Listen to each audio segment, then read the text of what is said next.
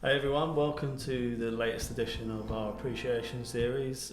Today we're going to be talking about a rather special fish, probably one of, if not the most famous Kohakus on the planet. Phenomenal fish, Dainichi, Grand Champion, Ginsen. Ginsen, yeah. What a fish. Yeah, I mean, it glows. It just really did take Kohaku to another level, didn't it? I think there, bit of background for people. Obviously, this was bred by Dainichi Toyota, which Hiroshi is one of the brothers that moved away from the Niigata operation and then set up in Toyota City.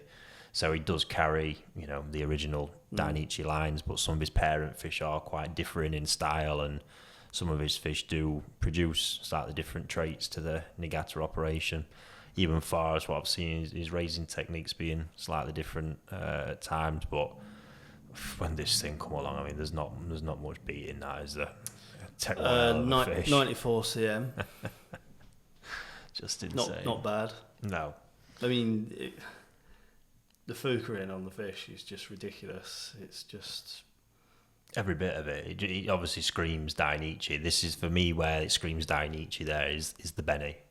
Obviously, we've got that with the Shiroji and the Benny, in all fairness, because you've got that real sort of radiant, glossy white, which can be hard to find in bigger jumbo Kohaku. But the Benny, this is unique to Dainichi, and farms closely associated to Dainichi. Big ones, Maruyama, Nogame, people like that, who are Dainichi OBK members that have, basically started the foundation of their lineage from Dainichi, having trained there as apprentices. Marido, again, another one.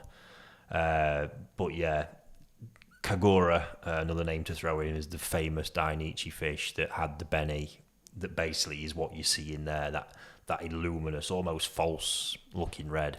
You can't even see, rarely and hardly see the scale detail in the Benny. It's that thick and glossy, just absolutely insane, and say completely unique to this lineage. It's part of what that farm is about and what they're famous for, and you just see it in its full glory there with that fish. It's an absolute masterpiece. Body as well being a big part of that farm. You can see it in the head there, loads and loads of power in the head and across the shoulder region, just carrying all the way through to the back. It's just a fish that makes you smile, and it's insane. I mean, I think when we talk about Kohaku, everyone is under the assumption that the red pigment is a given.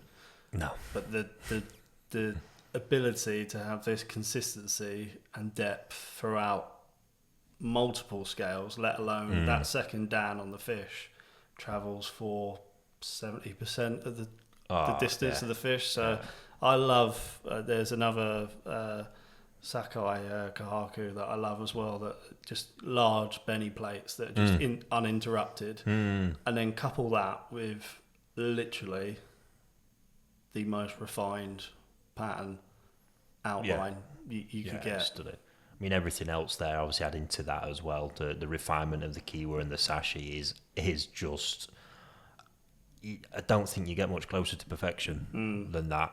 That is, it's laser cut almost when you're seeing it there. It's remarkable. It really is, to actually produce something like that. I mean, this is come from an egg. It's a natural fish that's just blossomed into that. It just pretty much summarises what koi are all about, really. Yeah, I mean, funny. Insane.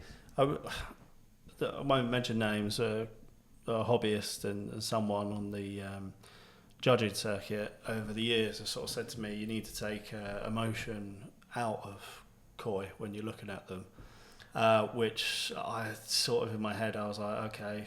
No. I was a bit younger and I kind of went, okay. But then when I thought about it, take the emotion out of keeping koi, I'm out. It's not for, that's what it's all about. It is. People always laugh at me when I just go, customers ask me, and what do you think of that, Chris?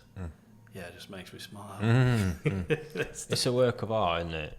It really is. And like I say, just to think that's been hatched and raised, and that's what's come from one of them little fry. It's remarkable. And I don't think, for me, they don't come much better than that. You know, I quite like the informal quirkiness of the pattern, like you said. Some things there, it's not got perfect odeme at the peduncle. There is Benny that sort of runs into the knuckle a little bit there, although it's not connected to the back of the pattern. This little things like that just really don't matter with the sheer overwhelming quality that fish possesses. And yeah, it's gone on now to be a quite a prominent parent fish at his farm as well. And I've got some, I think maybe 2 or 3 offspring again this year. Had a couple last year, and that Benny trait, even in a pond full, so it's mixed in with Dainichi Niigata fish as well, which have incredible Benny. I can pick that Kinsen one out from a mile away. It's just on another level, and yeah, wowzers, it's mental. Yeah, so obviously, no doubt, the offspring from this fish are going to carry a bit of a price tag. Oh, they're popular, very popular, and that's normal. We've seen it happen at Momotaro when Lion horses, Queen. Same with dogs. It's the nature of the beast, isn't it? And it is one of the reasons why the breeders put so much focus into the show scene. You know, not so much Dainichi, but other breeders, like we've said in the past. Big award at a show could be the future of their livelihood. Completely. You know. So yeah, phenomenal fish. One of the all-time fish for me. Yeah, that at least that style of Kohaku rings out to me. That intense Benny, intense Shiroji as well. I've always been into it, and I've got quite a good relationship with Nogami as well, and he's one of the real old Dainichi Obikai, and there's a lot of Dainichi traits in his Kohaku, and they just appeal to me. They always have, and to see it in its full glory like that's insane. But just one bit I want to point out there, people might see on the head, just the back corner, there's that little sort of dent on one side, and just in case anyone's sat there thinking, well, surely that's a demerit or something that goes against it.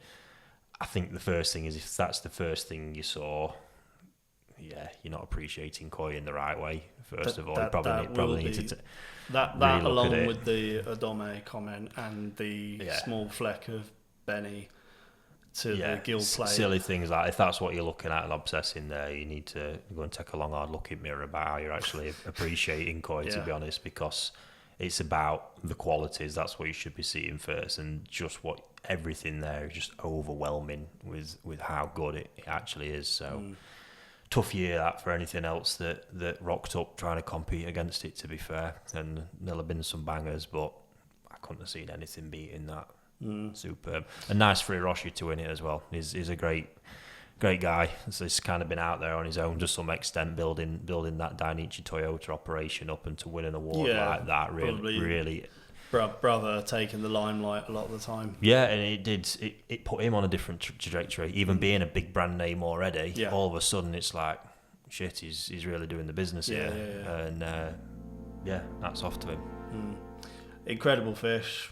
Yeah, say it again, one of the all-time greats, and great to discuss it. And top guy. Yeah, he does a good tequila stuntman as well, by the way. But that's for the next issue. Yeah.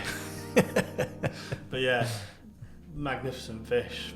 Really enjoy talking about it, and stay tuned and look forward to talking about the next issue with you.